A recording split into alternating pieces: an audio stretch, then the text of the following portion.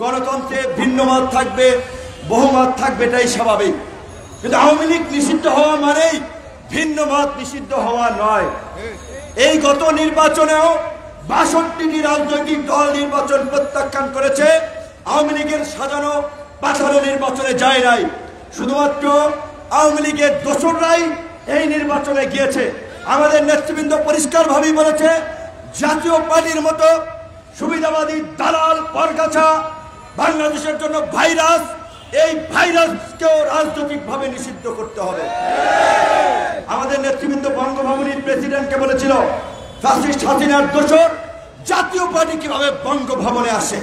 আমরা পরিষ্কারভাবেই বলতে চাই, কোন ধরনের আলাপ আলোচনায় জাতীয় পার্টির মতো একটা পরগাছা, জাতীয় পার্টির মতো একটা পাঁচাটা মেরুদণ্ডহীন দালালকে কোনো জায়গা দেওয়া হবে না।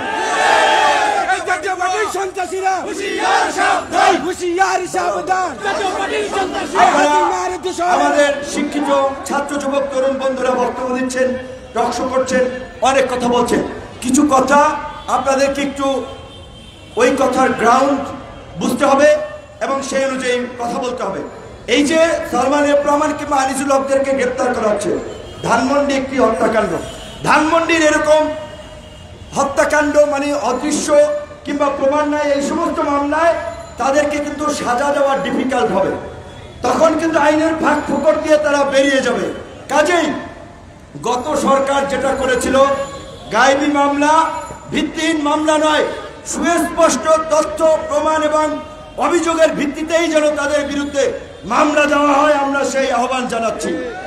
একই সাথে বিএনপি, জামাত, বিরোধী দল, নাগরিক সমাজ, সাংবাদিক সমাজ সকলকেই বলবো, আপনারা গত 15 বছরে যে যেভাবে ভুক্তভোগী হয়েছেন, যে যেখানে নির্যাতনের শিকার হয়েছেন, নির্যাতনকারীদের বিরুদ্ধে প্রতিটি থানায় থানায় আপনারা মামলা দায়ের করুন, কিন্তু তথ্য প্রমাণের ভিত্তিতে আপনারা মামলা দায়ের করবেন। আজগুবি গায়েবী মামলা দায়ের করবেন না। এই সরকারকে কেউ বলছেন বিপ্লবী সরকার, কেউ বলছেন অভ্যুত্থানের সরকার, কেউ বলছেন অন্তর্বর্তীকালীন সরকার। প্রকৃত হচ্ছে রাষ্ট্রপতি চুপ্পু সাহেবের কাছে শপথ নিয়ে তারা আইনগতভাবে কিংবা নৈতিকভাবে বিভিন্নভাবে তারা একটা অন্তর্বর্তীকালীন সরকার হয়েছে। এটা বিপ্লবী সরকার নয়, তাহলে প্রেসিডেন্টের কাছে শপথ নিত না। দ্বিতীয়ত, এটাকে আমরা বলতে পারি প্রকৃত অর্থে ছাত্র, নাগরিক কিংবা জনতার গণ অভ্যুত্থানের পরে ছাত্র জনতার সরকার, একটা জাতীয় সরকার। সেটাকে এখনো আরো কিছু সংযোজন বিয়োজন করে এটাকে জাতীয় সরকার কিংবা ছাত্র জনতার অভ্যুত্থানকারী সরকার হিসেবে ইস্টাবলিশ করতে হবে। সাংবিধানিক কিংবা অন্যান্য আইনগত যদি দুর্বলতা থাকে, সেই বৈধতাও নিশ্চিত করতে হবে।